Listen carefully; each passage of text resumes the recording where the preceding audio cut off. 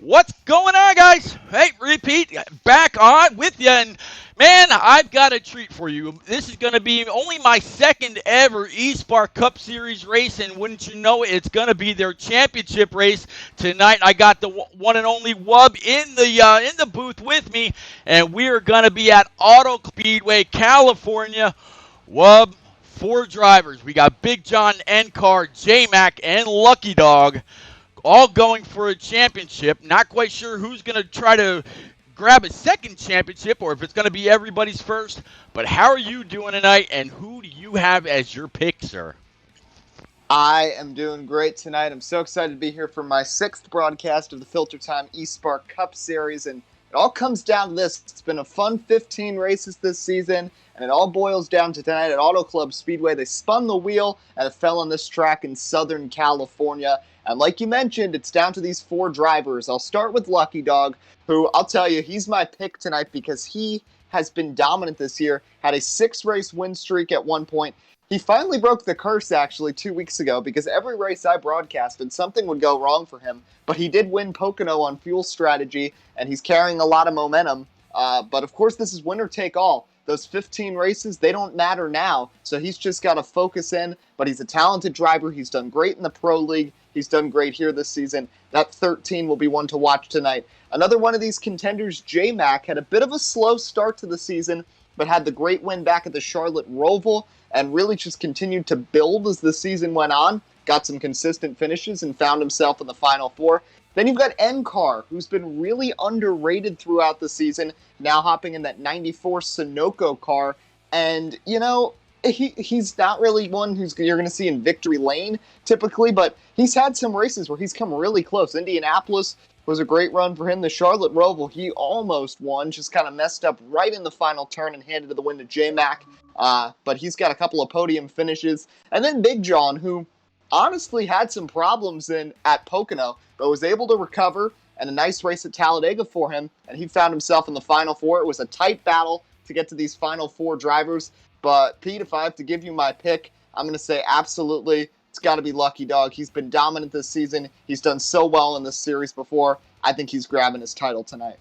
You know, I actually got a chance to hang out in a party with Big John and Captain and a few others earlier for just some last-minute practice, and they were absolutely talking about the top four. They were all worried about the gearing, you know, the speed that they were getting into and then coming off the corners with all kinds of things. I don't want to get too much out there, but for the most part, it's pretty interesting when your competition says, yeah, we're all going to have to watch out for Lucky Dog.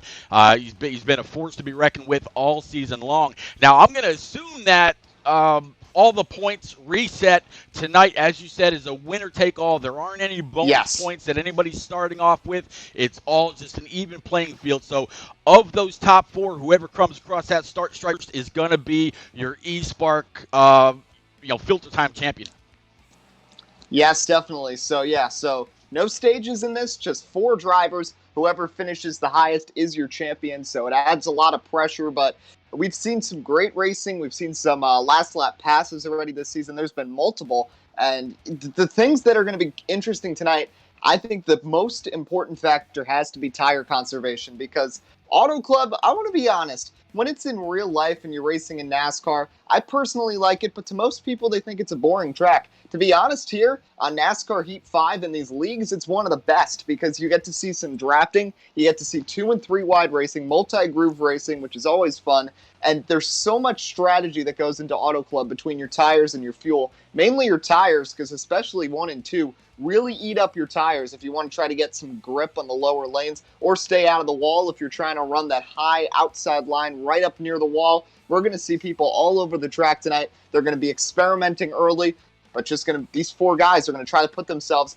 in the best possible position, stay out of wrecks. That's another thing too, because wrecks were a bit of an issue last time out. Not last time, but Pocono 2 weeks ago. 6 of the 10 playoff drivers were involved in one crash that was the only caution, and it really screwed up a couple of their races. Some of them also had some problems on pit road entries, so it's going to be tough tonight, and you really just have to focus in from lap 1 until the checker flag flies. But, these 4 drivers, they've worked so hard all season. I think they can definitely handle it. But still, I think Lucky Dog's the favorite tonight, but I wouldn't count out any of these guys. They're going to be racing their hearts out. Maybe the most important races of their NASCAR Heat careers as they try to go for this prestigious Filter Time eSpark Championship. Yeah, there's a lot of top-notch guys that are out here, and they're getting buckled in right now. They're getting set up. Qualifying is just about done. I will have the streams of both Stout Whiskey and Big John tonight. One of your Cup Championship hopefuls to kind of keep up with laps and fuel strategy and any cautions that we may see in or around the track. So I'll have a couple pretty top-notch guys to keep up with. But something you kind of talked about there, and something I heard earlier through in the drivers' meeting and also during that practice, was that apron going through 1 and 2 as well as 3 and 4, how loose it can really be if your car isn't quite set up for that, but you get 4 down there. How much of an issue are these aprons going to be throughout the night? Oh, 100%. The apron is going to be one of the toughest parts tonight. I mean, it's really deadly, especially on corner exit. It's tough to really just grasp it, especially when your tires begin to wear out, because your car really wants to slide off of 4. If you're turned to the left, it wants to keep staying to the left. So you got to be careful and you've got to be patient. But the draft, I think, definitely helps when you get moving to try to keep control. You can let off the throttle a little bit, but you've got to be really careful if you lift off through turn 3 and turn 4. When you get on, don't press on too hard, especially if you're turned to the left, that you could really bite that apron and it could screw over your race. But these guys are going to have to be careful early. They're going to experiment different lines and just try to maintain and try to get the best fuel strategy and try to get to victory lane and win a championship. Yeah, I mean, even though it doesn't look like a whole lot of banking, there definitely is between that aprons in 1 and 2, and again in 3 and 4, and then the track. We've seen it many times. Cars coming out of pit road, they get 2 up on the track, keep 2 on the apron. All of a sudden, they're doing a quick 360, whether they want to or not. Definitely got to say a big hello to Rock NASCAR out there in chat. Thank you very much, and thank you for the bits as well. Kim Burton. Fred Hogan, Combat Beast, Chase Sears, thank you all very much for checking in. Trippy Crit Tricks, thank you very much as well. Guys, their qualifying is done. Their timer is over. Wub, we are about to get in here, set these guys loose. I know they don't do any kind of a pace car, so we're going to try to get through the field as quick as we possibly can. But I'm ready to get to this action. A whole lot of draft, a lot of high speed, a bit of high banking. But, man, whole lot of competition. We got about 10 to 15 seconds left, and we're going to bring you the entire race flag to flag. Oh, yeah. I mean, we are just counting down the seconds to the battle here to crown a champion. Auto Club, what better place to have a battle? Such a great track, as I said, on NASCAR Heat 5. We're going to see draft. We're going to see strategy. It really culminates this season. We've had a great year. I know Lucky Dog's been the dominant car, but there's been a lot of races that have come down to the final lap. Indy and the Roval both came down to the final turn, and you never know. And you know what? Just because Lucky Dog's been strong all season, like I said, that is meaningless coming into this. They're all reset at 2,000 points exactly. And, if he makes a mistake, it's costly. He misses out on a title. So, and we've seen him make mistakes during the season. He's good at battling adversity, but really, you don't know what to expect here at Auto Club or in the Filter Time eSpark Cup Series. Well, I'm hoping we're going to be able to catch it all. They're in, but we have yet to receive an invite. Can you drop down to a party and see if you can get us to get in there? Yeah, I'm going to try to get you. Oh, there's Dohar now. Yeah. Do we need something, guys? Yeah, we need an invite, please. Eddie, I got you. Hold on. All right, I got you. I got an invite. I think I sent you one. Yep, I got it. Thank you. All right, yeah. All right, I'm going in right now. Just on the loading screen. So, right, yeah, perfect. So we'll be about ready to go in a few seconds. Yep, that looks like they are just about ready to take the green. And from Big John, I'm going to guess, I think that's the 8 car up on the pole. So we're going to catch up with the one and only Tom Flitty, I think, as he's going to take us through the green, take us into 1 and 2, had the 43 to his outside, that 88 Good Humor machine to in P3. And yeah, we'll get to it here in just a second, ladies and gents. All right, I'm just about in. And yep, here we go. So I'm keeping an eye on Rangers X15 in the 22, who did not make the playoffs, but is in a good spot right now as he's going to lead them towards the line. Dohar is in second. Then you've got the Spotter's Nightmare, the two Sunoco cars of Tom Flitty and NCAR third and fourth. NCAR, of course, the highest running right now of the 4 championship contenders as they work through turns 1 and 2 with the 22 in front, double file behind the top 3. Yeah, double file behind the top 3. Dohar and the 22 leading the way. They're all stacked up against that big blue wall, the one that you got to watch. Keep an eye on your marks. Get ready to really get a great turn into 3 and 4. So far, everybody above that white solid line all the way back, 1st through 22nd, all nose to tail, turning a fast lap. First lap, all under green, Wub. Yeah, right now these cars are handling well, but as the run goes on, you don't know what to expect, especially as these guys start to adjust to Auto Club Speedway in the long run form. And looking at Tyler Dohar, Tom in third, they're guys who have had good years, but of course not in the Championship 4, and they'd love to make something of this season and get to victory lane tonight. Let's not just focus on the Championship 4, although they are most important tonight, but some of these other guys who want to make something of this season. One of them is Tyler Dohar, running in second right now behind Rangers in the 22, as right now you see NCAR kind of duck out to the outside trying to get a draft from behind to try to get by Tom. Meanwhile, the 88 gives a big shove to the 22 as they work into turn 1, and a big run on the outside for Tom as he goes side by side with Dohar for P2. Yeah, looking ahead from the 94 of NCAR right now. He is your leading championship hopeful, right behind that 43 of Tom. As you said, 88 of Dohar between the two Sunoco fuel racing machines. Down low into 3 and 4, the 22, the 8, the 94, 43 of Tom, the lone guy out. Here comes the 5 good Chevy parts machine again across the start stripe, and still all nose to tail, but it looks like we got a little bit of separation now between about 8th and 9th. One pack leading another.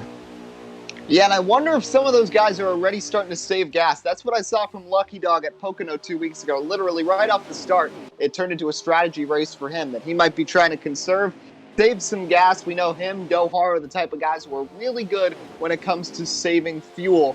But I'm looking at this 5 car of Sturlu. We haven't seen him much this season, but up here in the top 5 trying to make a run. And you see Big John starting to approach behind the 94. That is currently a battle for the championship, the two of them running 5th and 6th. Yeah, right on board right now with that 42 of Big John right behind the 94. He's got the 17 machine of Rye Bread right behind him. All these guys down low. Looks like the 88 of Dohar kind of got either a tough turn into 1 and 2, either that or, like you said in the pre-race, just maybe trying that high line, see if he can diamond it out the corner just a little bit, or maybe just keep the momentum up on that high side. But for second and third, fourth, and fifth, they are all side by side coming across the start stripe one more time. And at the line, it's kind of a long race, 200 miles, 100 laps. We got 94 to go, so there's only 6 in the book so far. Tom gets through. The 22 got up into the wall. Dohar got screwed over in both turns there. He goes from second back to 5th. And like you said about the high lane, you know what? It's not like the track gets rubbered down. This is NASCAR Heat 5. This isn't real life. But running the outside, typically at the beginning of the race, you don't see people trying to experiment up there yet. As the race goes on, people get a little more comfortable with the handling of their car, that they might try some of these extreme lanes, either really far down the bottom or really far up high. Right now, they're trying to stay in the comfortable zones. But just as I say that, the 22 ducks way below the apron, all 4 tires below the white line. He dives it in on the 5, trying to get second place as Tom hangs on to the lead through turn 2. Yeah, Tom leading the 5 of Sturlo and the 22. He's got the 94 right behind him. And then Dohar, with that little bit of experimentation, went from second to about 5th.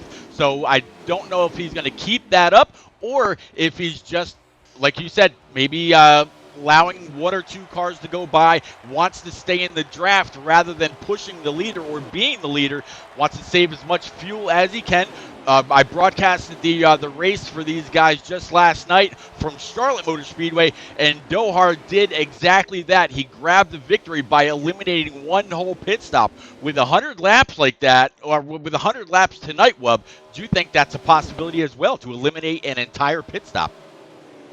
I wouldn't be surprised. And, the East Park Xfinity guys are good. These guys are great, especially when it comes to saving fuel. And there's people who are capable of that. And I'm saying of the championship contenders, it's Lucky Dog. He saved an unbelievable amount of tires and gas at Pocono, 3 laps more than what you're given on the tank. And I know Pocono is a fuel-safe track, but it was 13 laps of gas, and he went either 16 or 17 laps on that, something nobody else was able to do. And Dohar is really good at that as well, so I wouldn't be surprised if that's something attempted. Just a little update on the 4 championship contenders. Highest running one is NCAR in about 6th place right now. Lucky Dog is going for 8th place around Rocky Top, who had a really rocky round of 10 and ended up getting knocked out of the playoffs then. Big John fell back a bit. He is in 10th, and currently J-Mac struggling a bit right now, or maybe just trying to hang in the back early on. He currently is in a battle for 16th with Austin Dillon 3. Yeah, riding on board right now with that 42 of Big John. Like I said, he dropped back quite a bit, kind of got shuffled out. He's only a couple spots behind that incredible 13 machine of Lucky Dog. Again, your top 4, as you can see across the top of your screen, Big John that we're on right now, NCAR, the J-Mac Attack, or just J-Mac, whatever you prefer, and then Lucky Dog. So Lucky has been extremely strong all season, but all 4 of these guys are at this point in the series because of how they've performed all season long. What a great race so far. Contact at a turn 4. Rybread kind of got sent up the track by the 22. He loses a couple spots, and now Lucky Dog is starting to approach. He's going to have a chance at the 17 here for 6th place, but something else that we didn't really talk about at the top of the show that we got to keep an eye on is pit road penalties, because at Pocono, which is a difficult pit road to get on like here, as Big John goes for a big slide behind, he'll gather it up. But meanwhile, just talk about the pit road penalties. Just that's something you can't forget about, because that can be really costly. I know it's a long race, but it's still only 100 laps, and you cannot afford to make a mistake coming into the pits. NCAR made a really costly one at Pocono. Fortunately, still into the final 4. There were a couple other guys that had some trouble. I remember Jose 720 really messed up his playoff chances. Same with Rocky Top, but that's something you really got to be careful with once we approach these pit stops. But what I'm seeing, just quickly to say, Big John is starting to really slide and kind of lose the grip on that car, and I think that's just going to follow with a lot of these people in this first run. As we get further into the tire run, the grip is going to fall off, and we're seeing people not really to hold into the single file line. They're kind of slipping and sliding on corner exit. Oh, yeah, absolutely, and that's something that's very, I don't want to say normal, but anybody that runs races here or Michigan or Texas or any of these tracks where you're still putting so much wheel in it to come off the corner that you keep it, you've got too much. Well, yeah, I guess that's what I'm saying. You got too much into it. So as the car should be straightening out, you're still turning to the left to make sure that you're not smacking that wall on such a fast corner exit that and not only that, the car's getting lighter and lighter as the fuel burns off. You end up pointing towards the inside wall rather than really pointing straight and digging off the corner. And it's happened many, many a times. We've seen it in many, many races. You've got to kind of prepare for that and maybe not have so much wedge, or maybe a little less tire pressure in the right rear, or a little more in the left rear. But these guys are going to have to adjust. There's still a long way to go. It looks like we're on lap 15 of 100. As soon as I get any kind of a fuel indicator, actually never scratch that. Riding along with the 17 of Rybread right now, he's indicating that he's going to be coming down pit road right now. So green flag pit stops will be underway here shortly. Now let's see if the first pit cycle proves to be troubling. That was the case at Pocono. There was a lot of contact with the guys coming in. The 5 is in, the 43, the 22 coming up quick. Watching other guys. Rocky Top makes his way onto pit road. Rybread, like you said, is in. Sledgehammer is in. It looks like the 42, the 10, and others all making their way. The 6 of Asylums, the 41 of Toasted Gamers, all of them coming onto pit road. As staying out right now, it looks like we've got Dohar, Lucky Dog, and one other car up there.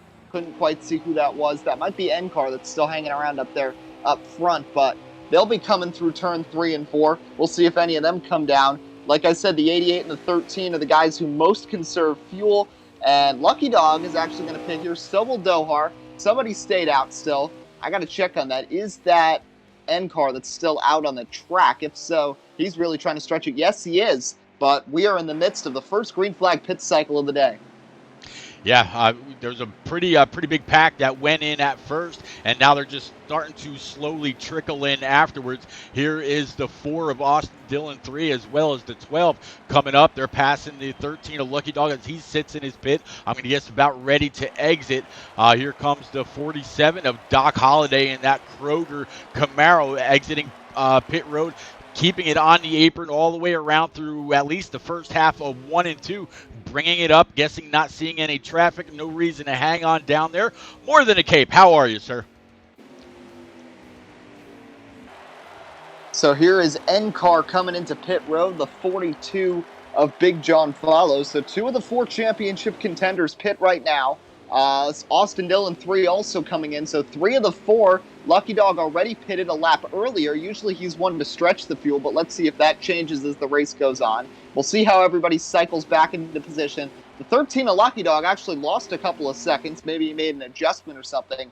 But he was right with the 22 and the 88 off of pit road, coming into pit road rather. And now he's lost about 2 seconds from them and is back with the 77 of Rocky Top. Keeping an eye on NCAR as he works his way off pit road and see where he ends up in relation to the leaders. He's going to lose some time. Tom cycles to the lead. NCAR getting up to speed. He'll be passed by Sterlu for second. Here comes the 22 for third. Dohar to fourth.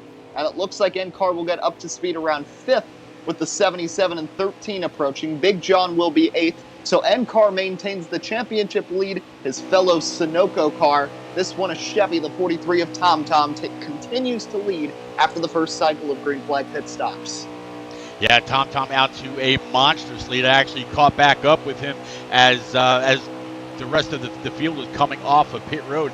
As the 43 crosses the line, we're still riding with the 94 of NCAR. He just crossed the line. So, yeah, that 43's got a monstrous lead. Word Burton, right now it's all the 43 of Tom out to a phenomenal lead just after the first round of green flag pit stops.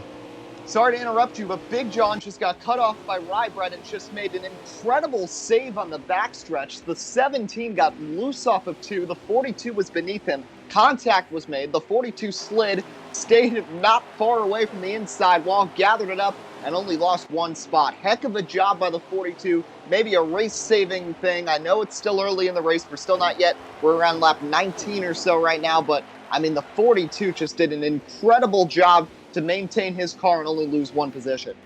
Yeah, I was actually riding on with the 42 just as you said that. I'm keeping up not only with him here right now, but also keeping up with him on his stream to assist with fuel and all that. And yeah, he was all over trying to save that 42 Credit One machine.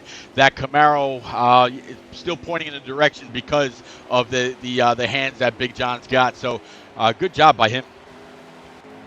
Yeah, really kudos right there to Big John. And I'm keeping an eye on some of these other guys towards the front as Tom just has really checked out from the rest of the field. He looks like he's in control right now, but he does have a little bit of damage on that car, it appears, and he's had the history of having some bad things happen when he has such a big lead. So he's got to just be patient and not get overly aggressive trying to extend that lead, because we've seen that a couple of times this season that he's run into some trouble. But right now, a solid lead of about 3 seconds over second place, the number 88 of Tyler Dohar. The 22 of Rangers is third. Sterlu and then NCAR round out the top 5.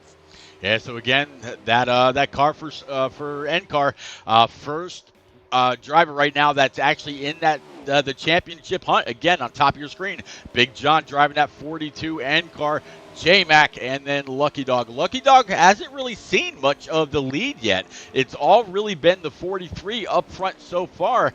I gotta wonder if the 13 rather has a strategy that he's working and he's sticking with. But at what point do you see the 43, the lead that he's got? Do you start to think, okay, maybe this strategy isn't what I need to do? Lucky's very well known for having a fast race car in every single thing that he competes in. When do you pull that trigger and say, you know what, I just got to go? I think if we go through another pit cycle or two, maybe 2 pit cycles, and we're getting around, like lap 50, halfway point, and TomTom's really pulling away.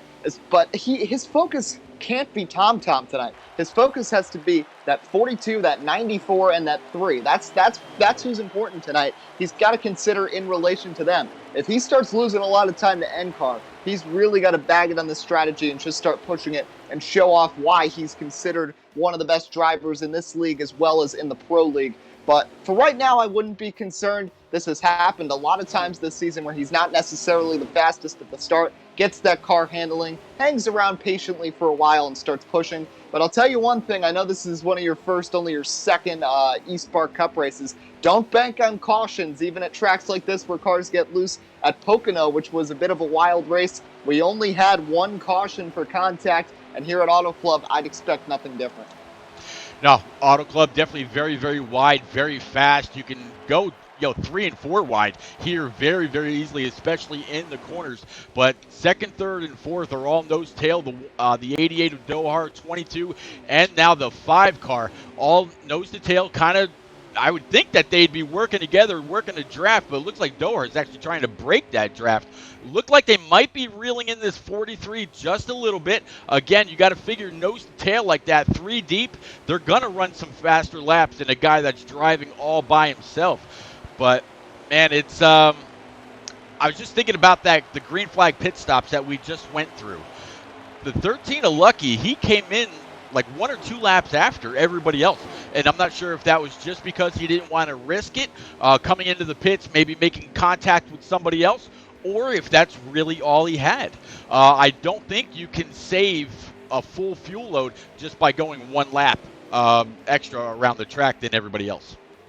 Yeah, the one thing I did notice, though, is that NCAR stayed out another extra lap. His car on the wall, it's Rybread off of turn 2. It looks like he had a little bit of trouble. They got 3 wide around there, and a couple cars got a little banged up. Looked like the 00. Freddie made a little contact, and now J-Mac is starting to push, and he's starting to gain some spots. But, most people pitted initially right with all the leaders. The 2 main people that really differentiated, Lucky Dog dragged a couple others down 1 lap later, and then NCAR and Big John stayed out an additional lap. So the question is, can they continue to maintain that and add that up to, eliminating a pit stop? Because that's the only benefit really of doing that. Because then if you're staying out, you've got the fresher tires at the end, but right off the beginning, you could lose a lot of time because your lap times just go down so much from when you have fresh tires to at the end of the run here, more so than really any other track because of how this track just really eats at your tires. But I mean, I trust these guys that they're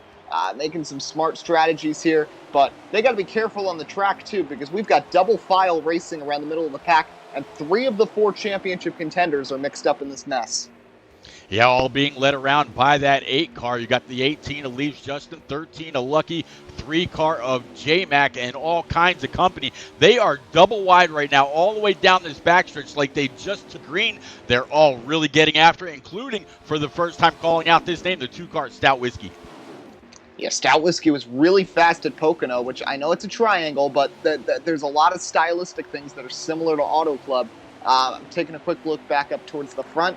Dohar still hanging on to second behind TomTom, and NCAR is currently riding in 6th. He is your championship leader, and it looks like J-Mac has moved into 2nd in the championship race. I told you he was racing down near 20th early on. I think he was just conserving. Maybe the car wasn't the best right off the fire, but he made the adjustments, and that car is running great in the draft, making moves on the bottom. Big block from Freddie in the 00 as he kind of slid down to the bottom. 3 very fortunate, the 00 to run. Now he's going to slide up 3 wide, car up on the outside. Lucky Dog almost makes it 4 off of turn number 4 as they press down to the start-finish line. The 18 leads the 7-car pack with 3 of the 4 championship contenders here still trying to run down the 94 of NCAR. Yeah, that 18 leading this entire pack around. You got him, you got the double O, you got the 8 car, you got the 13 of Lucky, 2 car Stout Whiskey, 3 car J Mac, 42. Nope, that's not the 42. Yeah, that is the 42 of Big John. So Big John has actually fallen back quite a bit. You mentioned earlier that he was having some loose conditions. I'm guessing in that first pit stop he wasn't able to tighten it up or hasn't quite got the feel that he might be looking for yet. But, Wub, we still got a long way to go. Cars on pit road. Sterlu is one. It looks like all the championship contenders staying out for now. J-Mac just had a big slide. Feel bad for him because he lost some of that track position. Now he's behind Lucky and Big John. I'm just going to scan quickly around to keep an eye out on N-Car to see what he is doing at this point. He has not yet pitted and not giving the signal right here either. Let's see what the other three championship contenders do, who are all lined up nose to tail. It's these three, and also important to note, they are all Chevys, the 13, the 42, and the 3. The Lone Ranger out there was that 94 Toyota of N-Car. He drove the 52 earlier this season back on Heat 4. These three were all in the same numbers, I believe, on Heat 4. I might be wrong on Big John, but I know Lucky Dog and J-Mac were in the same ones. But regardless, right now these guys all trying to stay out, and we'll see how this pans out for them. But once again, the whole moral of the story, which is interesting tonight, we've got two battles. We've got the battle for the win, and we've got four guys battling for something much greater. Yeah, and right now everybody's being led around by the 14 car of K Rainey up there in P1. 42 of Big John just about maybe a second or so behind him, watching his stream, definitely throwing that car into neutral, trying to save as much gas as he can. Right behind the 3 car of Lucky Dog right now. Lucky currently riding in the 4 place, but still some people have not made their way on down pit road just yet. Yeah, I'm really surprised because now we're really seeing a differentiation in strategy. And, I didn't expect it this early that we'd see this impactful of an adjustment when it comes to strategy. I see the 94 starting to back off.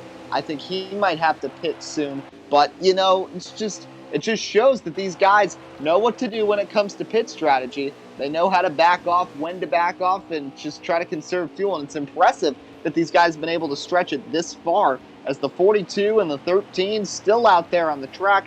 Others peeling off the pit road. Leafs Justin is there. Austin Dillon 3, and the number 4 is down. Scott Paul is to pit road. It's still a mixed bag of strategy. And now the 3 and the 13 are right there with the 94 of N-Car. 3 cars all together. They're all ducking down. I think the 94 might have had a mistake because he was a couple seconds ahead of them. And now all 4 championship contenders all together, and I think they might all be pitting here. So big implications here on the second stop as we're about nearing the third of the way mark as they come in. The 3 coming in very hot. Let's see if he woed it down. He could have risked a speeding penalty. Other 3 are in there cleanly, but man, actually Big John didn't pit there, my bad. But the other 2 in there cleanly, but the 3 really shot into pit road. Yeah, 3 was definitely in there, but I tell you what, the guy that made up a whole lot of time is going to be that 13 of Lucky Dog. He almost passed both of them coming into the pits right there. But I can imagine we're probably going to see the 42, which is currently your leader right now, coming on down pit road this time. It looks like his fuel light is on. He's got to be very, very close by now.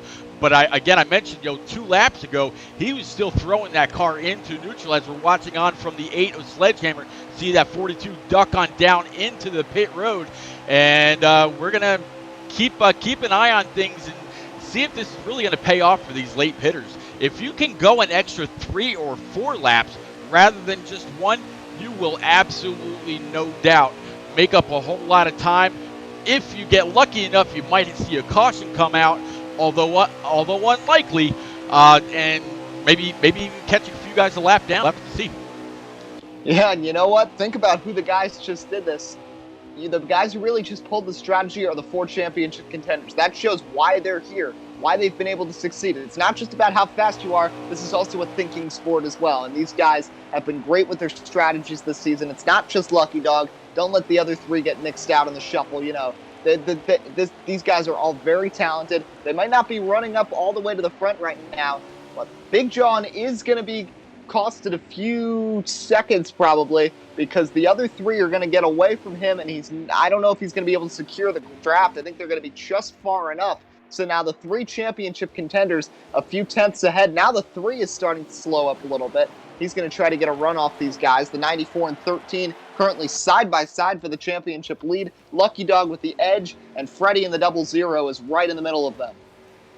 Yeah, Freddie's been. I mean, he's been really fast, just hasn't been able to catch a break. I'm back up here now with the 43 of Tom Tom in that Sunoco Camaro, and I tell you what, he has extended that lead even yet.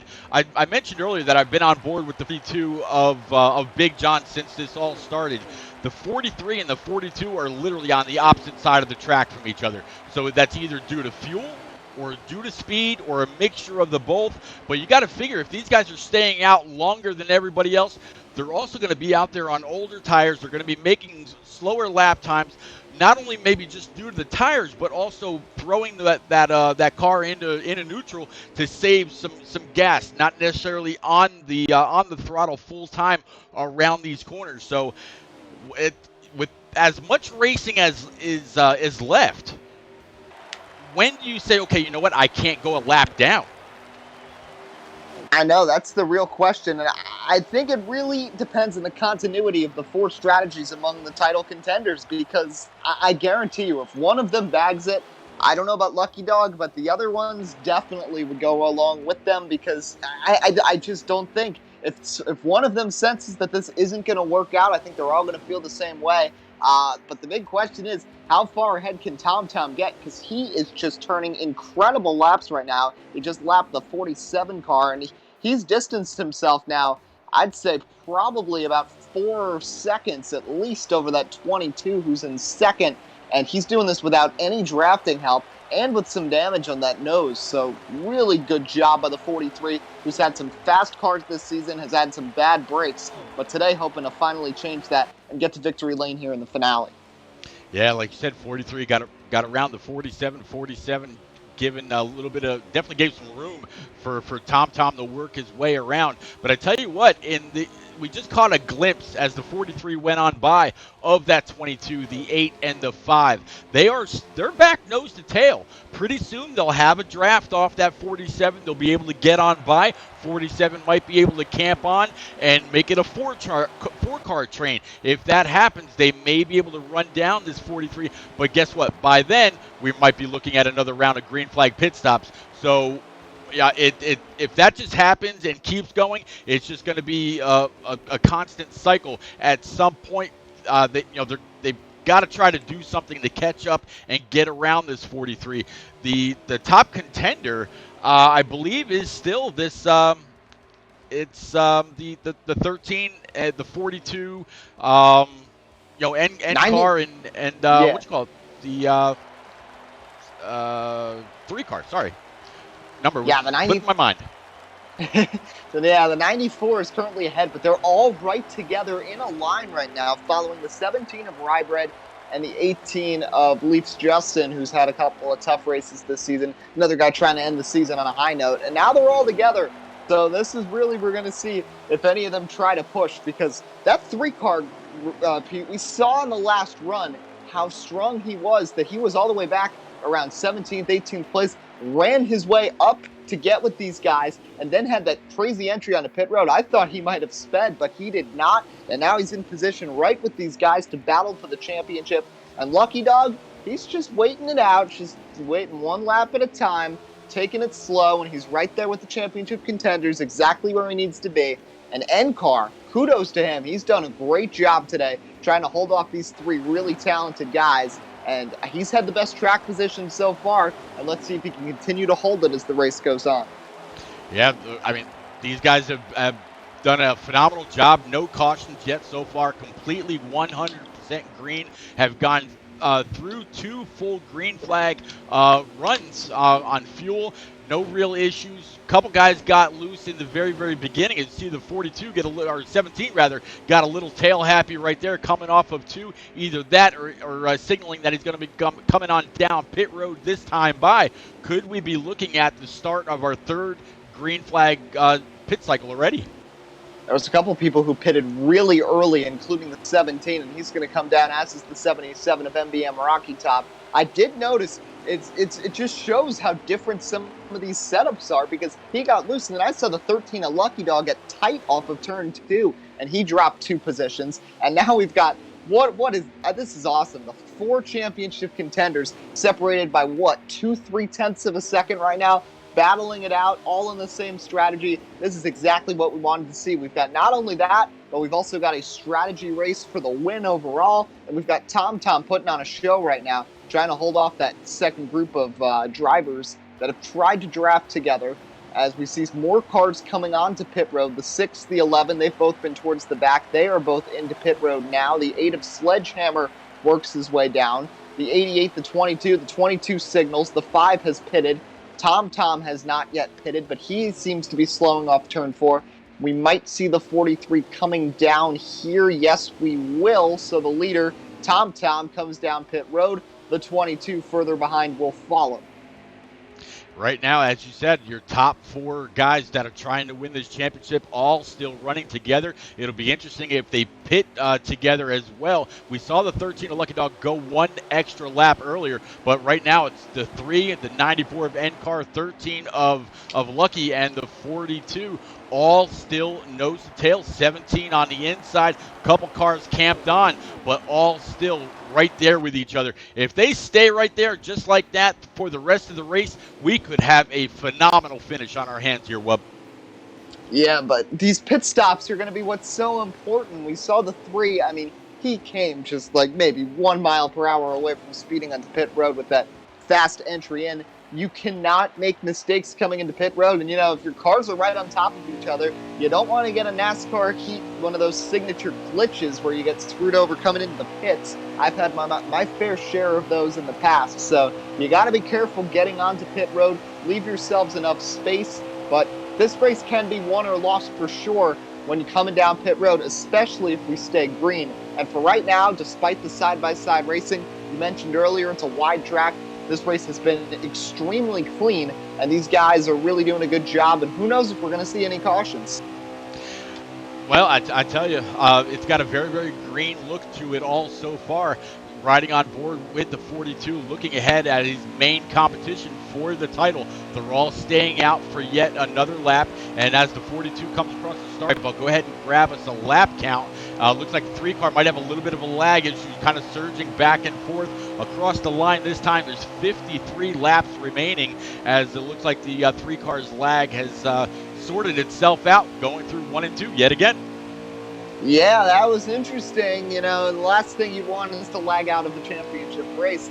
3 was really spiking a little coming across the start-finish line, but I'm impressed by these guys. Now, just thinking about strategy, this is now, I think, this might be the 4th lap since Tom came down pit road, your leader, that they have stayed out. So they are working their way towards, by the end of the race, if we stay green, maybe making 1 less pit stop than that 43. It's going to be close, but, I mean, numerically, they are trending in the right direction. But you can tell just how slow they are. I just watched Sledgehammer and Stout Whiskey diving through the corner just past 3 of them, right through turn 1 and 2. I mean, they're doing a good job holding the outside, but it's clear how much tire fall-off is present here at Auto Club. Very clear. I mean, you just like you just said, the 8 and the 2 just completely dove on by, able to just complete the pass at on half the track. It wasn't even like it was down the back straightaway.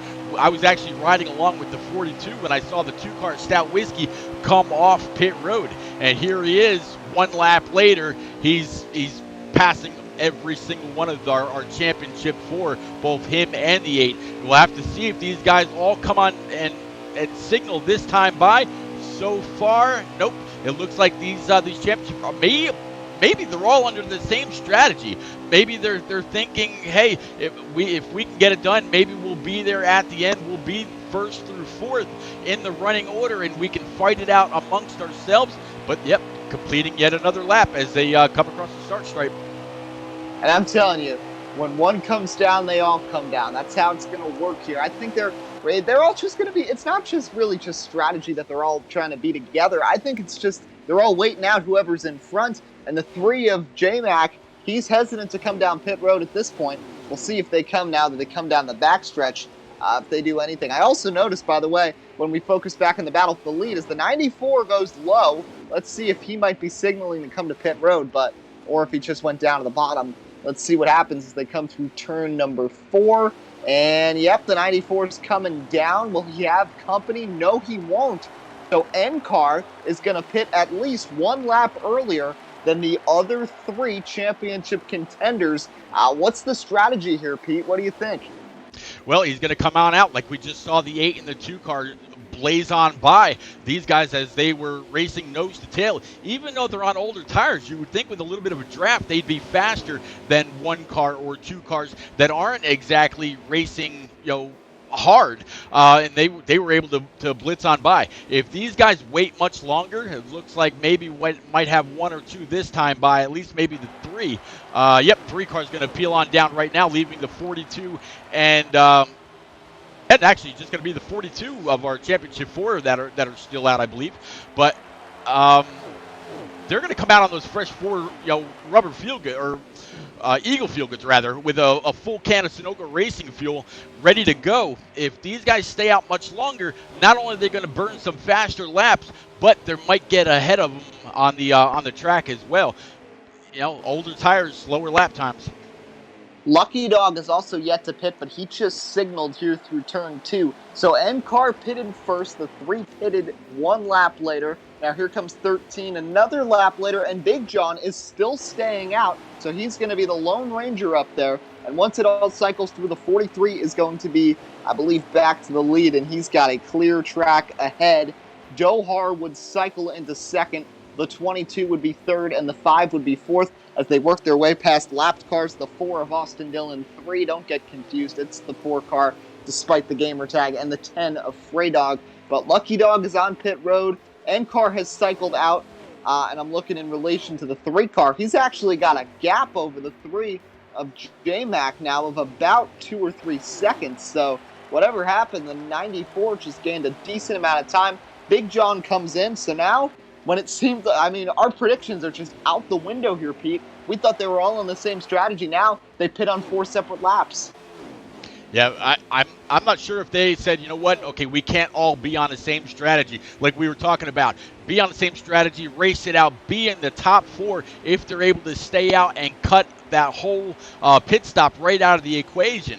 But 1 lap separating each other isn't going to do it. That just means that one person is going to have 1 more lap of fuel at the end, which, who knows, it could play out. But right now it's it's going to be anybody's race, I think, in that pack that we were watching. I don't think the 43 is going to have it. I don't think the 88 is going to have it. I don't think the 5 is going to have it. I think it's going to be out of that pack we were watching as the 42 is exiting pit road. Lucky Dog has cycled out in front. He will definitely pass the 42, who is still on the apron coming off a pit road. The 94 flies by. You've got Leafs next, and the 3, the 42, looks like he'll try to grab the draft off the 3. So after all that, it looks like they will all end up back together. The 42 might be a little ways back, but overall, the other 3 for sure, and the 42 looks to be getting a little bit of a draft off the back of that 3 Chevrolet of J-Mac attacks. So these guys, they're a little more spread out, but for the most part, they're all together. But look at this. Lucky Dog, who started towards the back, has worked his way slowly towards the front. Now he's leading these contenders and has about a second gap over NCAR. Something I talked about the last pit cycle. I mentioned that the 43 was on the exact opposite side of the track from the 42 and his company. Well, now he's only got a quarter track, the 43 that is, behind the 42. But these guys, they're coming out on fresher tires. I expect them to extend that gap just a little bit. But are these guys waiting too long to pit? I figure there's going to be at least 1, maybe 1.5 pit stops left where they might have the option to maybe just take right sides and a splash to be able to complete it. The prior time around, there was 45 laps remaining. So we're winding down. We're well past halfway. Still have the top 4 championship contenders very, very close to each other. But It's going to be interesting to see if that 43 is starting to see what they're doing and starts to back it up, or do you think it's too late for him? Do you think he's already made his bed? He's still all about speed and he's got to go? I think he knows he's got a lot of speed in that 43 Sunoco Chevrolet. He just wants to keep going. And like I said, there's been races he's shown some hesitation and bad things have happened. He knows he's got the fastest car here today. I think he just wants to try to win it on speed. And if guys try to pull pit strategy on him, so be it. He knows he's fast. He's still getting away from these two that have been drafting together, although they're not right now. The 22's passing the 88. But regardless, the 43 is just chugging away lap by lap, putting people laps down, and expanding his gap over these packs, which is really impressive. At this point, I don't see any of the top three changing from their current strategy. No, I don't either. I mean, which is kind of strange because I'm used to Dohar and being a fuel strategist. He's very, very good at it. He's got a good feel for it. He's got the right equipment to be able to do it. He's got a lot of practice at it. Some people kind of get on him a little bit about winning races under a fuel strategy, saving gas. I've seen him win in NNR during the Cup Series race at Richmond, and I've seen him win it on pure speed in a great four-wide finish at Michigan, which is a similar track to this. So it could be that he realized that he's got the capability to be able to get it done on both in both ways. So we'll have to see what Dohar's got for the end. Still riding behind the 22 of Rangers. The only car ahead of these guys right now is still that 43 of Tom as we see the 22 peel on down pit road right now. Yep, cycle's beginning. I'm turning my attention back to the Championship 4, where Lucky Dog, I don't know what happened, but he just got really slowed up through turn 4. I don't know if he was backing off to try to save gas or what, but he just went from first in the championship race to last. And now J-Mac is in position for the title, with them all lined up, with Rainey and Justin hanging on behind, the 17 of Rye hanging on in front. I'm not sure. I know you're watching Big John's stream. Do you know what position he's in right now? Right now, Big John is in P5. All right, P5. So that makes sense. So the 22 coming down pit road. So overall, they've been running right now with this strategy about 5th to 8th during this time. They're still a ways back of Tom and then Dohar in the 22 who's now pitted. Just got to keep an eye on what goes on here. But right now, those four right against each other. And are they going to be 4 wide for the championship? They almost were for a second. The 3 backed out of it. They went 3 wide, and Lucky Dog, just like that, back to the front of this championship 4. They are all right together. Now the 13's going to back off and save some gas. They're going to all split him, and he just went from 4th to 1st to 4th in the championship battle for about 10, in a span of about 10 seconds. I love this racing we're seeing right now. Absolutely. I'm overhead right now, keeping an eye on the 94, 14, 3, 42, 13, and 47, right along with the 18 of Leaves Justin. They are all side by side going down the backstretch. Now, I mentioned that the 42 of Big John was P5 last lap. Well, guess what? Right now, that 42 has got that Credit One Camaro in the win from P1. So he's got all of his competition right there with him. This, I think, is the part of the race where everybody else that has been up front and running it out on speed is now in the back. I think these guys have just come to the point where they've been able to eliminate that pit stop. So he's still got 8 laps of fuel in the tank. Like you just mentioned, the 43 of Tom, he just went down pit road. So 1 or 2 more stops, and these guys will have the entire race amongst themselves to determine a champion. How great is that finish going to be here, Wub? I mean, this is impressive that they were able to do this, and so quickly, too. I thought it was going to be close at the end, but really, 40 laps to go. They are in a sure position where they can really eliminate a pit stop, because think about it. The 42 was the last to pit under the last cycle, and that next cycle really broke open with the 22 only about 3 laps after the 42 had completed his stop, so they will easily be in position by about 25 laps to go to ensure they've cut down a pit stop. So, I mean, yes, it's going to come down to these 4, and they are I know they've pitted on different laps last time, but they're all on basically the same strategy, doing a heck of a job with it. And I like the way the 42's driving right now. I saw through turn 2 the last 2 laps. He drifts down the backstretch, kind of breaking the draft, goes up and really has a nice circular curve through turn 3. Nice arc through the corner, and he's doing a great job right now keeping the draft off the car in front of him. Yeah, 42 in the draft of Asylums, kind of keeping that 18 right there in check, keeping up with him, trying to stay in the same tire tracks as he kind of just drifts up off the corner. Asylum's not sure if he was a little loose right there or if just trying to break it. So the 42's got to kind of let go. But now the 42's got company from the 13, the 3 of J-Mac, and the 94 of NCAR, right with the 14 and the 18 right there as well. So you got a pack of 6 all nose to tail. Not doing too bad. 35 laps to go here, Wub. All right, you got it. So just an update on the 22, who was part of that other group that's on the other strategy. He must have lost some time coming into the pits because he was second, and now he is fourth of that group. He has fallen behind the 88 and the 5. Car in the grass in turn 3. That's the number 4 of Austin Dillon. 3 just got loose. I don't know if he's out of gas because he is really slow coming down towards pit road. Almost spun it out. Great save right there. But anyway, Tom still raging ahead, but his gap has continued to grow. But the question is, now that these other guys have eliminated the pit stop, is that going to be all for naught as they continue to push it out there? And the 94 and the 3 have kind of lost a little bit of time from Lucky Dog and Big John, so now they've kind of split into 2 pairs. You know, I wonder. The 13 has been very, very content with sticking around with that pack of 4 as they work on by the 6 car of Asylum. It's going to go ahead and put him a lap down. The 42 and the 13 are now nose to tail. I mentioned earlier in before we were getting all this started and whatnot that I was in a party with Big John and Captain and a couple others, and they thought that the 13 was going to run away. It's been anything but that.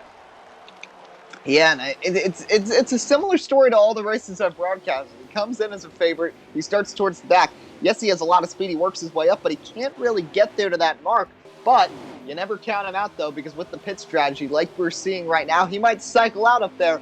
I really wouldn't be surprised if he's just being patient right now, hanging around with that 42, and if he tries to really gun it once he knows that he's eliminated that pit stop. And it's really just, the strategy collectively here between these 4, that they've just separated it. It's not just going to be a battle for the championship, it's going to be a battle for the race win, that they've really separated themselves from the rest of the field based on this strategy, and they can just fight it out amongst themselves without any trouble from these other cars.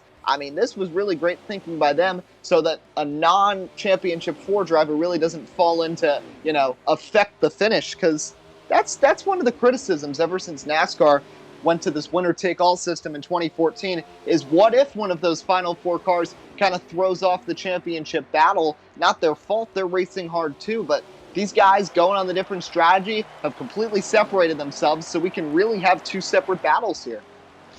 Yeah, separate battles, not only for first and second, but also for third and fourth. Our 4 championship contenders right now in the top 4. You see the 42, the 13 with a little bit of help from the 6. That's first, second, and the first car 1 lap down.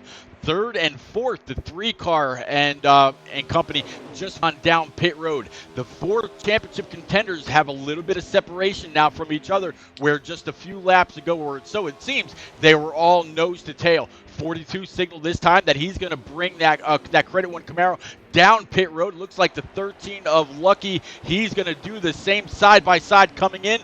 13 is going to be a little bit quicker, but 42 is going to get to the line first. If they have similar pit stop times, we should see them guys come out pretty close. It's going to be a great race off the line, so you can get up and through those gears the best.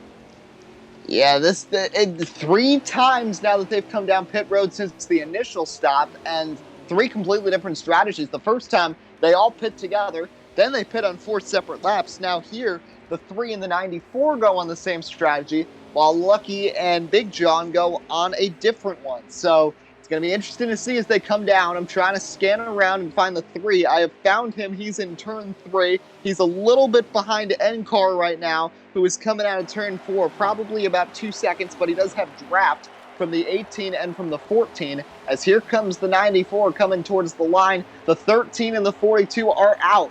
Where will they cycle out? The 94 pushing it hard as they approach turns 1 and 2. We're getting down to the nitty-gritty here in the Filter Time eSpark Cup Series Championship race, and as they cycle it out, it's going to be the 42 ahead. The 13 jumps to the outside, tries to get a draft off of the lapper, and the 94 will be right there. The 3 not too far behind. So despite all the different strategies, the 4 championship contenders remain separated by only about 2.5 seconds. Yeah, the 13 pushing that 42 earlier really helped them greatly get ahead of the 94 and the 3. Also, the bit of help that they had from the 6, they were able to really extend that. But because the 94 and the 3 of J-Mac got down and got their tires just a little bit earlier, the 94 was able to pull right back to the back bumper of the 13. Also, a little bit of drafting help never hurts, but here they are, first, second, third, right back to fourth again with J-Mac. I mean, they're not quite nose to tail anymore, first through fourth, but first through third, back under a blanket.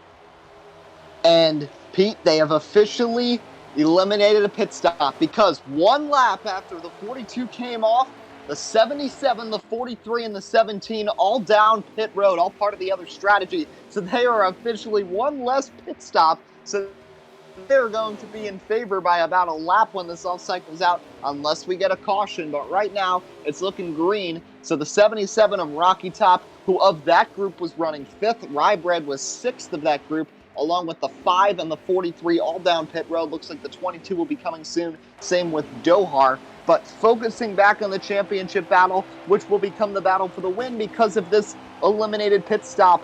And like you said, the 3 are under a blanket right now. The 94 has actually dropped off by a couple tenths. But now the question is, can the 3 do what he did earlier? He had been towards the back, and he had gained some spots. But Pete, at this point, coming down near 30 laps to go, I mean, these guys, they're going to start pushing it harder. So will the 3 be able to gain as easily as earlier?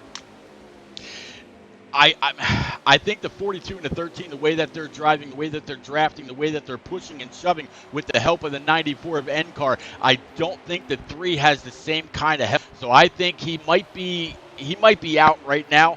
But the 13 of Lucky, he's kind of got this 42 where he wants him, or what he might be planning in his head. Try a last lap pass. Would the 94 of NCAR go with the 42 of Big John, or would he go with the 13 of Lucky that's been so dominant throughout the season?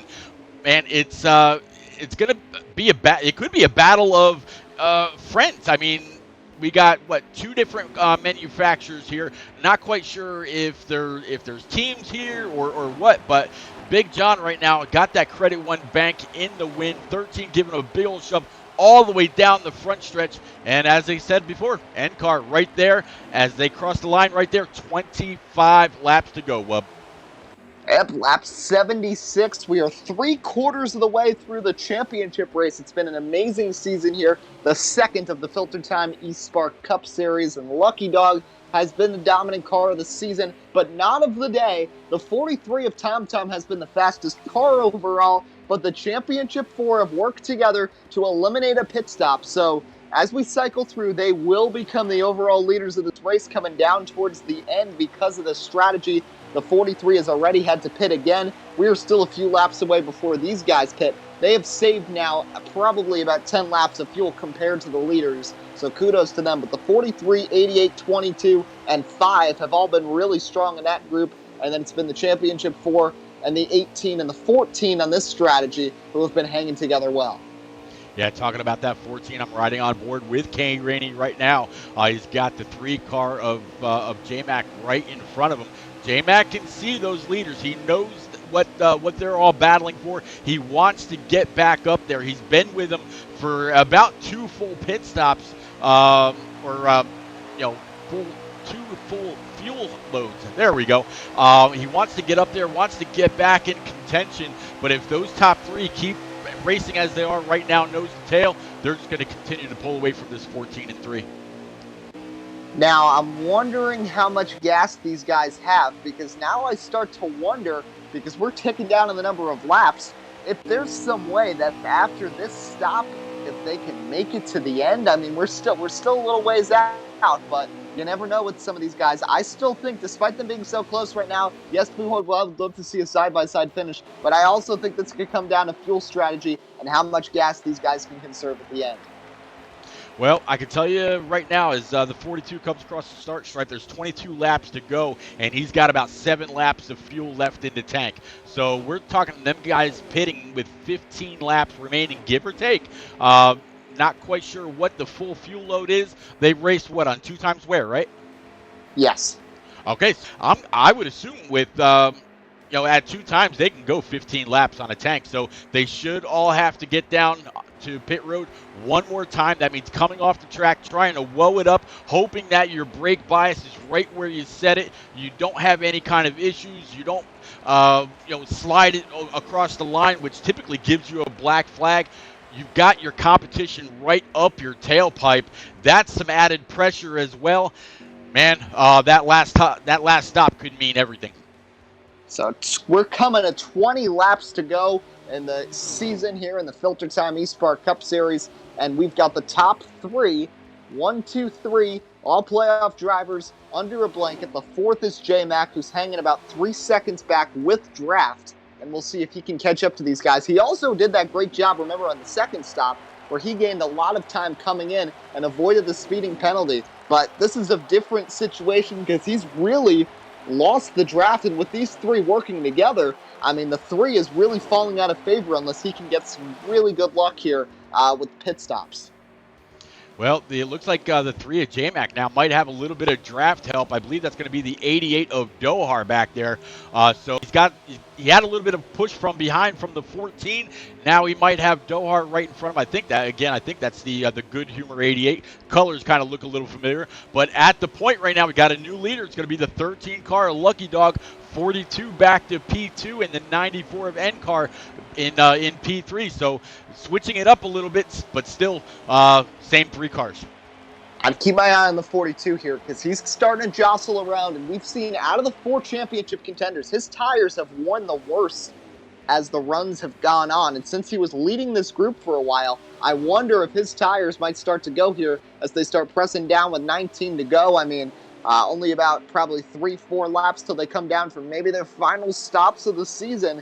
But the 42 right now, staying resilient, peaks a nose underneath the left rear of the 13. Can't do anything with it. Each car separated by about a car length or 2 as they remain in a single file line. 1, 2, 3 with the 3 car trying to get some sort of draft going on from behind, but he is still a ways back there in 4th place. Yep, like you said, 1, 2, 3 across the line, 18 laps remaining, 4 laps of fuel left in the tank. Now, I mentioned many, many times that this 13 car was giving that 42 a shove all the way down the backstretch, all the way up the front stretch. How many times do you think if that 42 maybe beyond his limits where he wanted to be able to get into the corner to check up, slightly breathe the throttle, but the 13 was too close and wasn't able to do that? Do you think that might be why the 42 is and almost slapped the wall right there coming off of 4? Do you think that could be what caused the 42 to use up his tires just a little bit?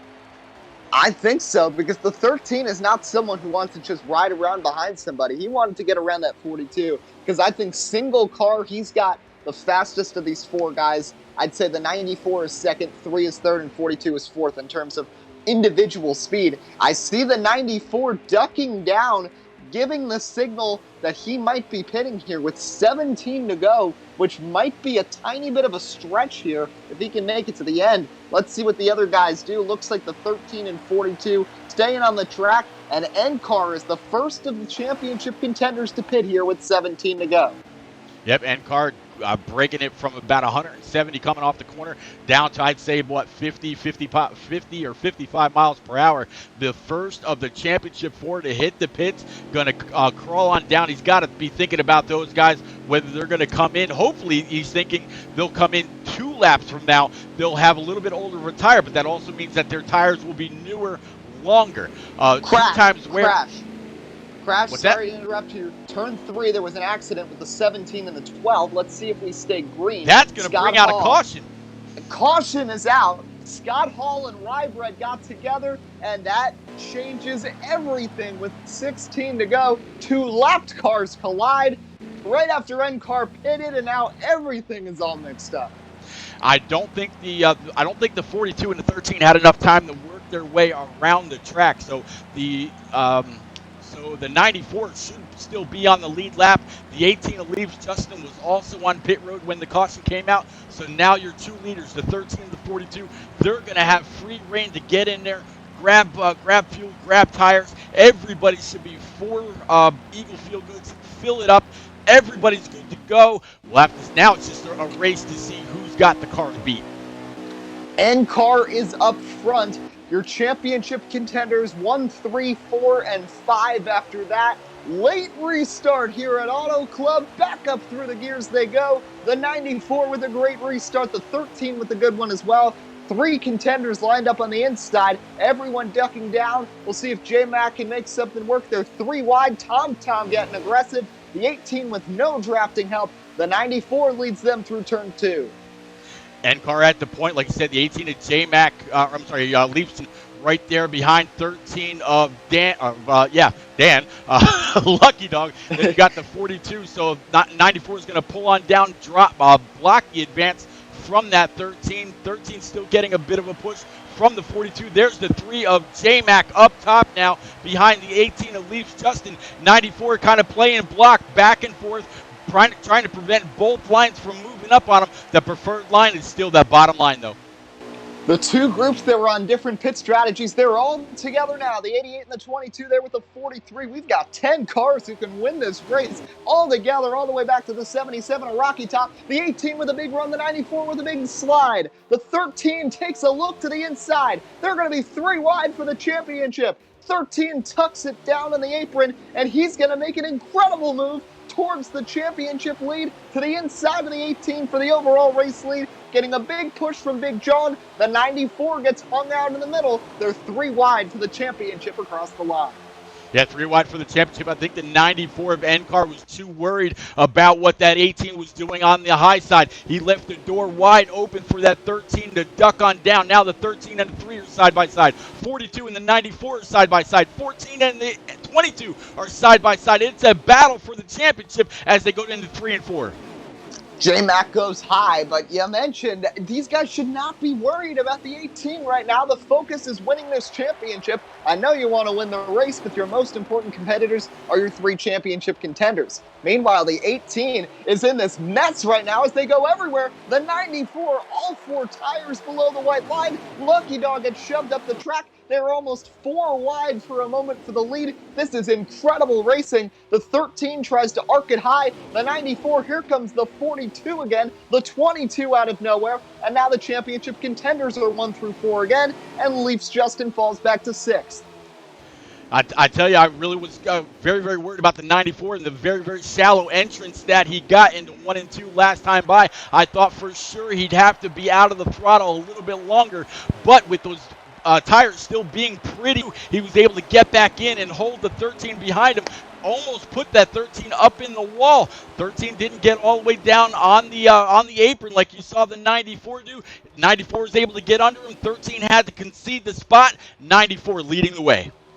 All kinds of problems for Tom, who led early. He might have another disappointing finish after having one of the best cars. Meanwhile, 3 championship contenders lined up on the outside. And I told you earlier, Pete, I mean, these guys are going to start trying to work the outside lane. And we see guys like the 13 and the 42 locked together, working together. 42 is going to clear the 22, and now the championship contenders 1 through 4 yet again. The 42 with an aggressive move to keep the 18 behind him as we come down towards the final laps of the season.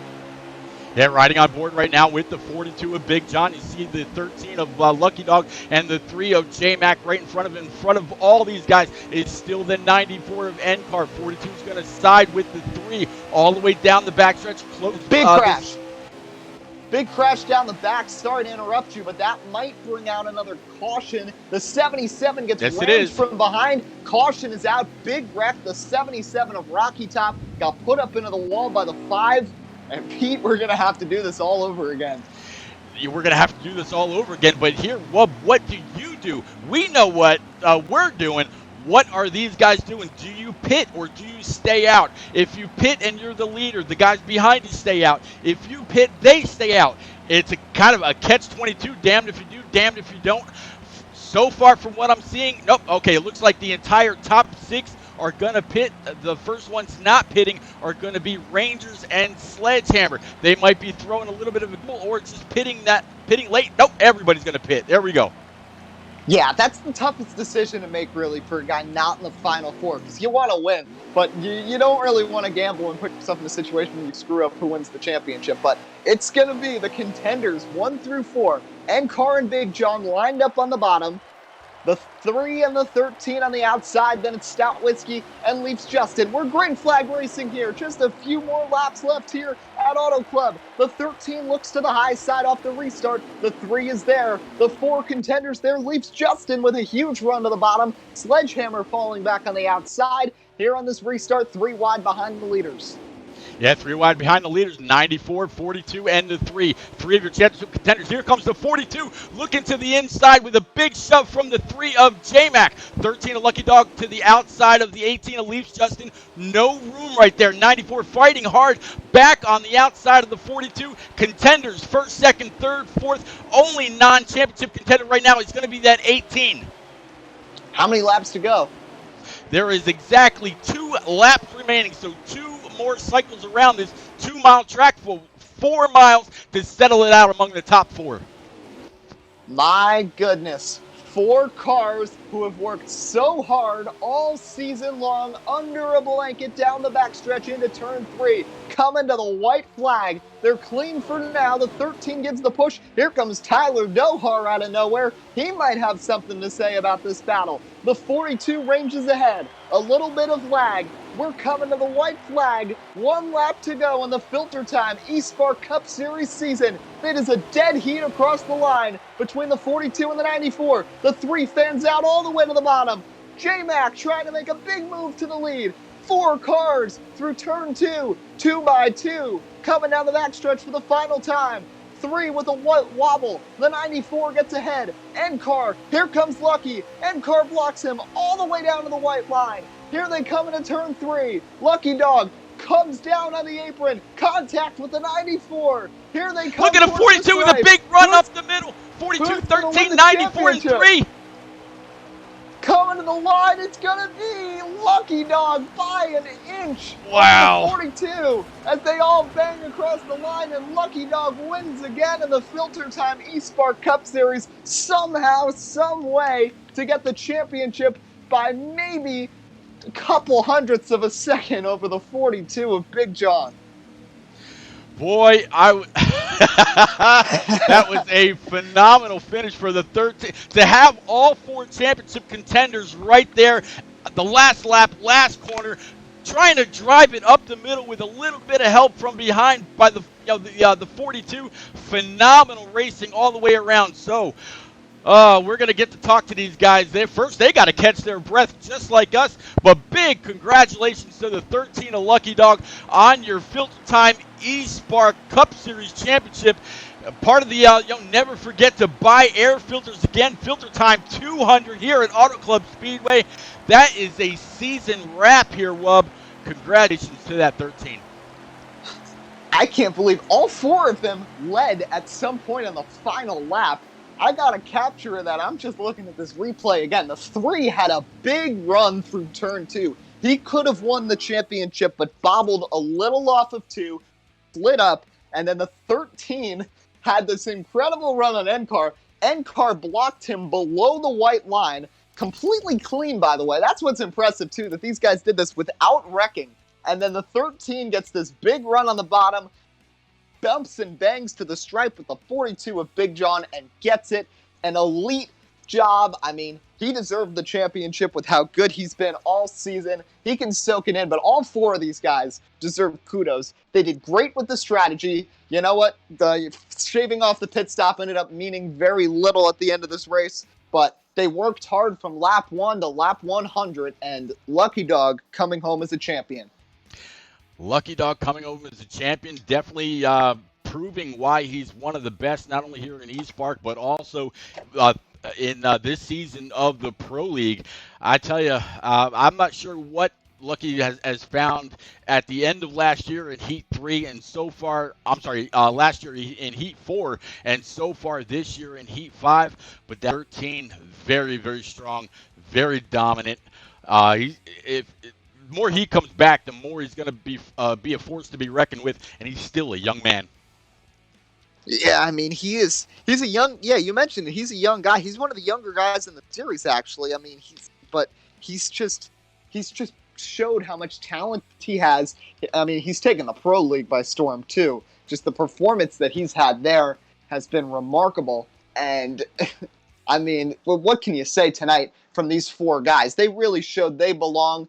The other ones, J-Mac has been in the pro league, the 13, but Big John really proved himself tonight. And what about NCAR as well? These four showed that they deserve to belong here in the eSpark Cup Series. All had a chance in the final lap, but Lucky Dog just too strong at the end. And despite NCAR's defensive driving, the 13 gets the victory.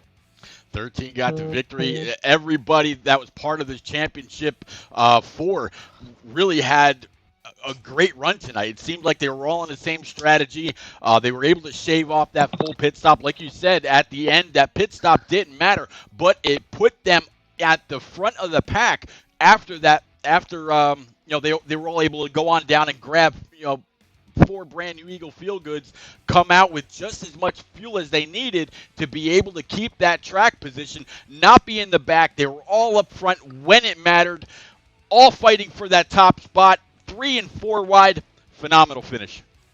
Well, let's start talking to him, and we've got one here first. It's J-Mac in the number 3. J-Mac, great job tonight. You couldn't get it done all the way, but you came from the back at one point, raced your way up, had a good pit entry at one point, and you were in the lead at one point there on that final lap, just couldn't get it done. Take us through your evening.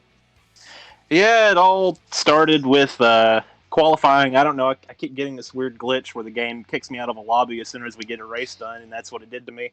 And so I had to start from the back and lost the draft racing hard for 20th place pretty early, and had to kind of go into fuel conservation mode, and it seemed like the other 3 weren't really doing that until about midway through that run, and then all 3 of them just one at a time just dropped like a rock to the back of the pack with me. And at that point, it was just the 4 of us doing just the absolute silliest fuel saving. I think at one point we were 4 wide trying to see who could go the slowest down the backstretch. It was just absolutely wild.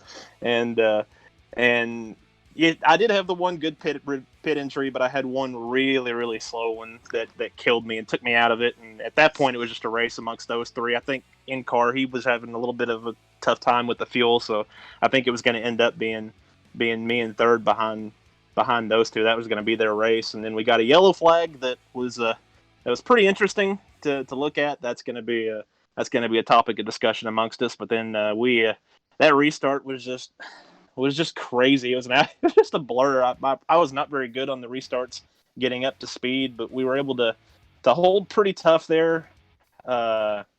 Just driving hard, trying to draft, make moves, make smart decisions, and then at that last lap, it was just send it. And I was pushing the 42, and then I got a good run on him down the front straight, and was like, heck with it, I'm gonna make the move. It's the white flag lap, and I went down there, and then just couldn't carry speed. I had to slow way down so as I didn't wash up to those guys because I heard we were 4 wide. So just had to back way out of it. And I think it was the 94. He had the run, and then the 13 made the move, and they were blocking each other. Or the 13, I don't know, one of those 2. They were the first. They were there, and they were blocking. And I backed the corner up and tried to get the run because I knew they were going to make contact, and they did. And I just barely got the left rear of the 13, and that slowed my momentum down where I couldn't get under him. And then the 42 was coming, and I got pinched down there where I really had no choice but to either push the 13 or go into the grass. But that was an amazing finish. It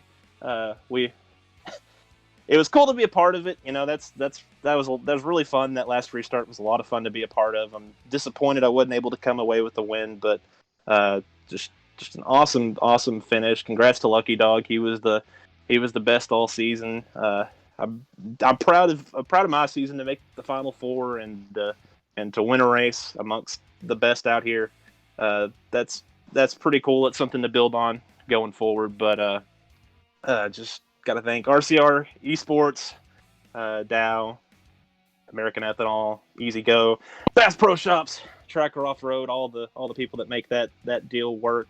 I'm proud to be a part of that thing. We got our finale coming up, and that's probably going to be real stressful, but at least we got to start the week off with a little bit of fun, because that was a blast racing those guys, and they all deserve to be there, and I'm glad I could go toe to toe with them, and we could all come home clean and not beat each other up there. That's the most important thing, is that we had such a crazy finish and came home relatively unscathed from it. So that was a lot of fun.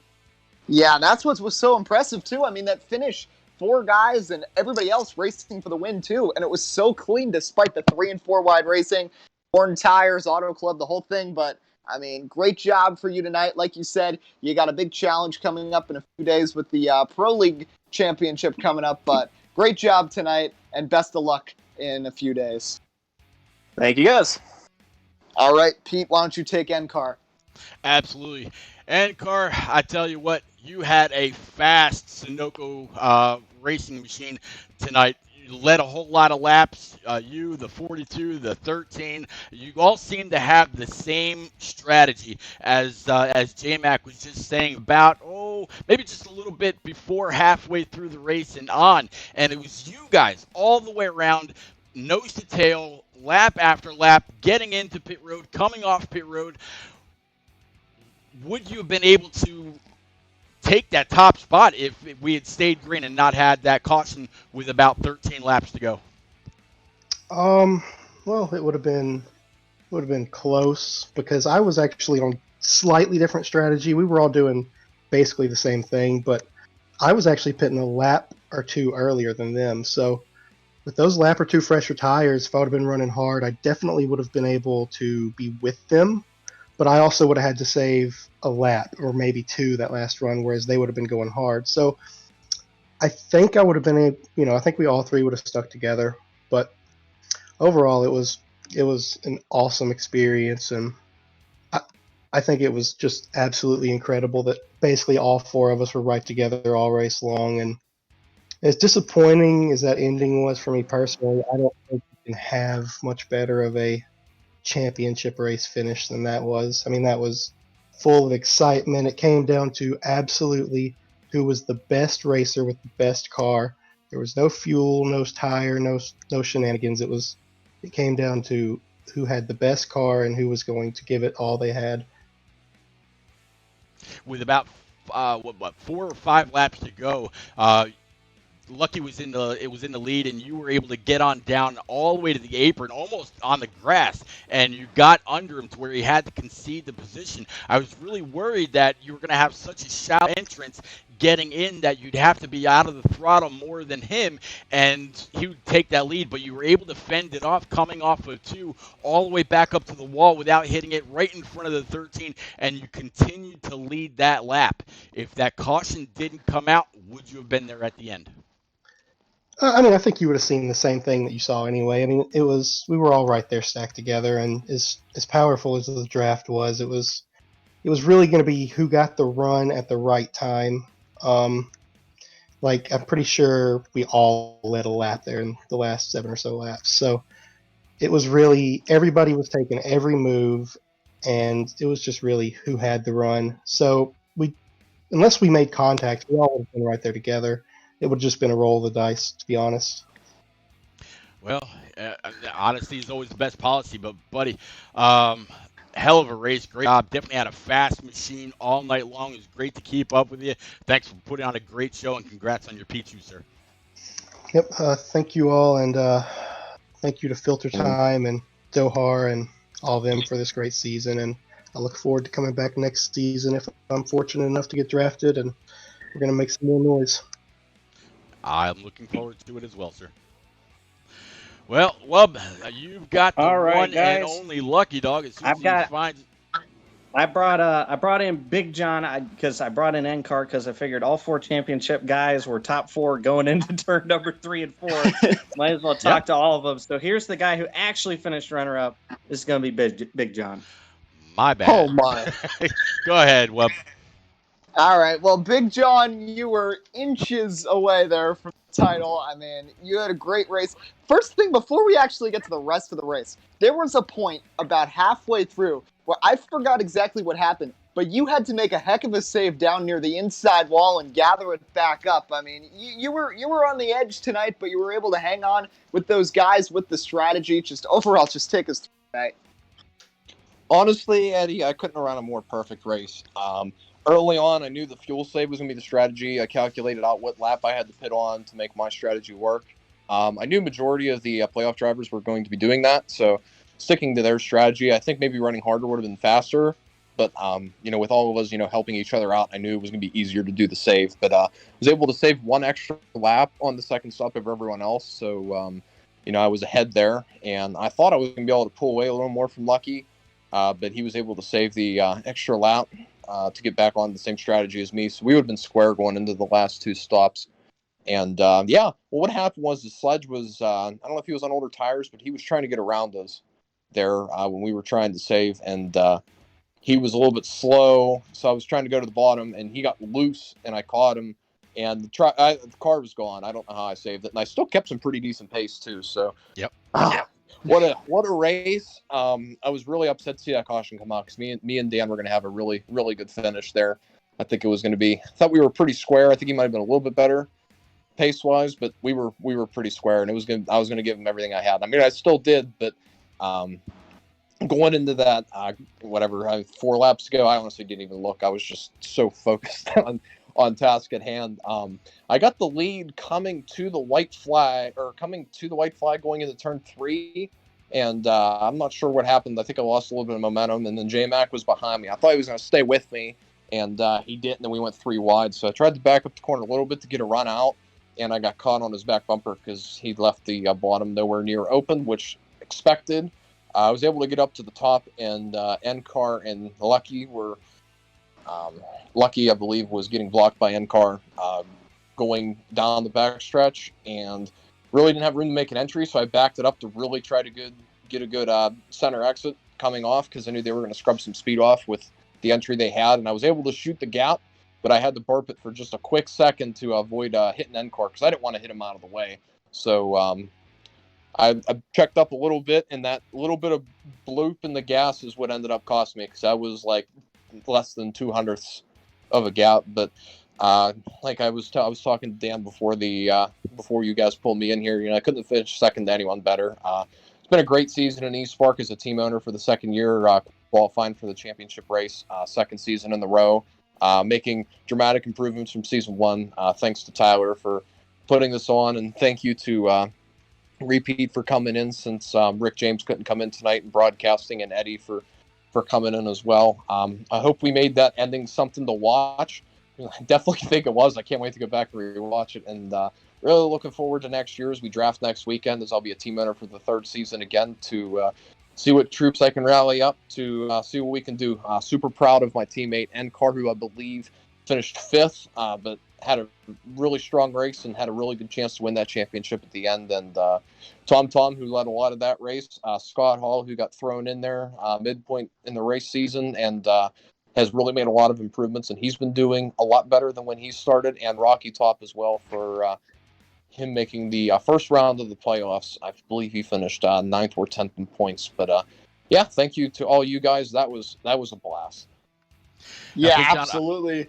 And you did a great job overall tonight, and just great season overall for your team. And it's been fun to see you build throughout the year. And I know you just came inches short of the championship, but like you said, couldn't have been to anyone better than Lucky Dog. And just a great show you definitely put on tonight. And we really had a privilege broadcasting. So congrats on your 2nd, and good luck going forward. Absolutely, thank you. Truly appreciate it. Big John, before we bring in old Lucky Dog, I gotta say I got a chance to hang out with you and Captain and a couple others in a practice lobby earlier today, and you guys were working on your setup, talking about how loose you were all the way around the track, and you thought that the 13 of Lucky was really just going to run away with this. Well, I'm glad that you didn't just take that and kind of hang back, and you gave it all you had. It was fun to watch your race tonight after that practice session earlier. Congrats on that runner-up, buddy. I'm proud of you, man. Thanks, I appreciate it. It's a true honor to be able to come in here and have a league where we can race with pro league guys, and we're able to keep up with them and toss it up with them, and it's been awesome to be able to do that this year. This is me and Dan were talking before. This is the 5th championship that I finished second in a row. I've never won one, so as demoralizing as it gets every time. It's like I said, couldn't have finished anybody better. It's been a blast. All right, well, thanks a lot, Big John. And you said 5 straight runner-ups. We know you're going to get there eventually and get that championship, but let's turn it over to the man of the hour, celebrating with his Geico Chevrolet. It is the Filter Time eSpark Cup Series Season 2 champion, Daniel Buttafuoco. Lucky Dog is here, somehow hung on there at the end. Just take us through that final lap. First of all, congrats on your championship. How did you hold off these 3 contenders there on that final lap? Kind of luck, to be honest. It's a very big draft track, so I was a little worried going in that we were going to be a little bit on the weekend because, it's kind of hard to kind of stretch your muscles out there in a little bit. But, we had a really good car. Car was pretty strong all the way through, and then once I saved enough fuel to where I could go full power, I was looking good, and the caution came out, and it's kind of not what I needed. So I was a little bummed out there because I kind of thought that our advantage had gone out the window. But I was really stressed because, at that point, the draft's so fast, you really can't pull away. Trying to get a little bit of help, but really no one was really there to help quite. But overall, I want to just apologize to NCAR. I wasn't a fan of the block he gave me, so I kind of overdrove it a little bit. But it wasn't the best way of getting the move done. I feel kind of bad about that, to be honest with you. It's not how I want to race, guys. I was just, I don't know. I wasn't a big fan of the blog, and I don't know exactly what happened, but gotta apologize to him. But that was a big mouthful there. I apologize. I'm in a Call of Duty Warzone game right now, so I've got a lot on my hands. But overall, I just want to say a big thanks to everybody. Fry Dog for picking me in the first round of this season for the draft. It's great to be back for this season and hopefully another. Got to thank all my friends for the help along the way, for all the great support in eSpark and also in the Pro League. This season has been above and beyond anything I could have ever imagined. This is our 11th one of 16 races, so it's been something special for sure, and I'll remember this one for a long time. And I got to thank Jerem Dohar for putting on this great league here. Honored to be racing Filter Time. You two for coming to commentate the race. Y'all are the GOATs. And also shout out Rick James who couldn't be here. And also big thanks to everybody at Geico and Germain Racing for all their support. And I think that's about it. I'm a little tired, as you can see. Been working hard in the Pro League. It's been pretty stressful, to say the least. So trying to do the best I can to win the championship over there as well. So got a lot on the plate, but we'll see how it all goes down. Yeah, absolutely. Just like J-Mac, you got a busy week coming up with the Pro League Championship, but you secured this one. Great job tonight, Lucky Dog. Congrats on the title. Hopefully more best of luck going forwards this week in the Pro League and in the future here in eSpark. But I do want to also if we could open up the mic on Dohar here, the man really who's behind everything that goes on here in the Filter Time eSpark Cup Series. It's a collaborative effort. There's a lot of hard work that goes on here, but Tyler Dohar has done an excellent job organizing the series, from the races to the broadcasters, from Cup to Xfinity to trucks. And the fact that we got this on NASCAR Heat 5, 20 cars barreling down at Auto Club, racing for a championship, and such a clean, lag-free finish. This was really the pinnacle of Filter Time eSpark Cup Series racing. So congratulations just on putting together such a great show there, Tyler. Well, thank you. I appreciate the kind words, Eddie. It means a lot, and it's a big group effort here from every driver that's that stuck with it. Every league has a little bit of turnover, but it was a little disheartening to see going from 35 guys when we started the season, getting down there to 22. But sometimes that's the way it is. I appreciate each and every one of them that stuck by and hung out with it.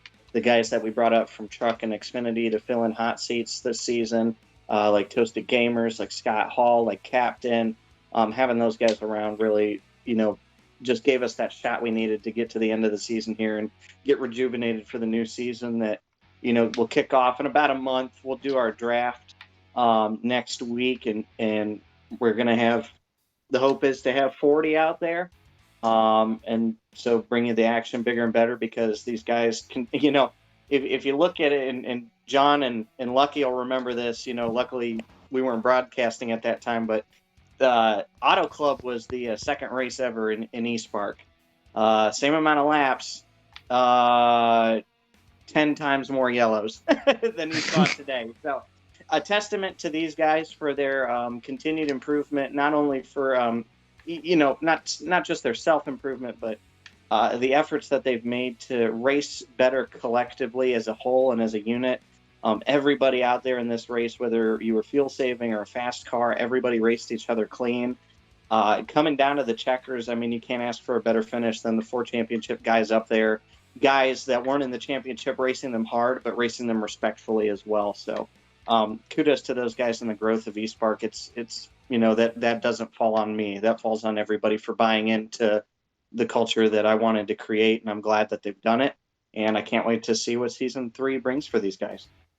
Absolutely. I mean, just great night tonight overall for the league, for every driver who put together this incredible race. Like you said, just so many cautions back in one. Tonight we only saw 2, and we saw a clean 4-wide battle. All 4 championship contenders found the lead within the last minute of the race, and in the end it was Lucky Dog bringing home the title. Pete, it was nice having you here in the broadcast booth. I really had the privilege. This is my 6th race doing East Park Cup. Really a fun time. I know you said this was your 2nd, and I hope we can work together more down the line. Yeah, absolutely. Definitely a great time. I got to see Dohar win at Dega last week.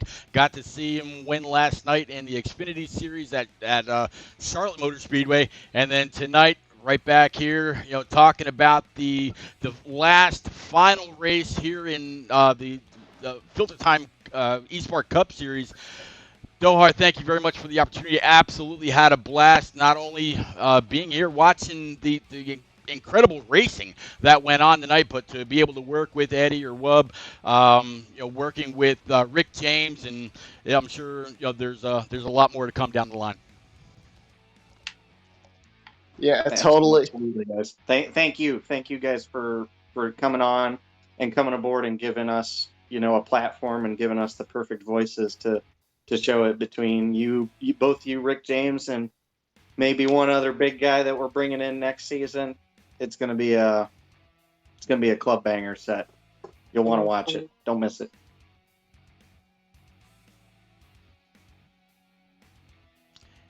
All right, Eddie. Any final words? Or are you good to go? I gotta say, a phenomenal race. Great from start to finish. Even when the cautions came out, it built in a little bit more drama for those final 12 laps.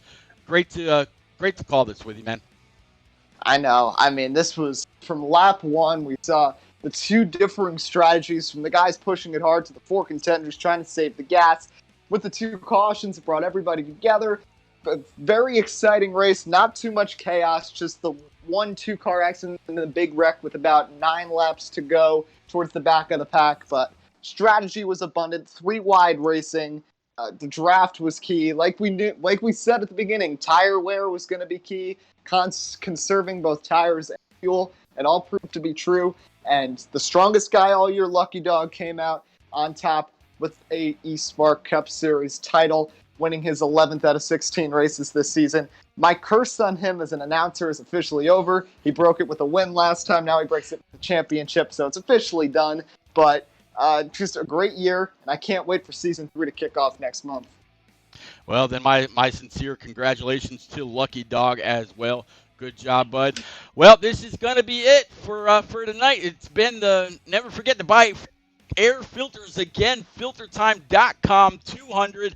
A big thank you to Filter Time, headed up by Dale Jr. and Blake Koch.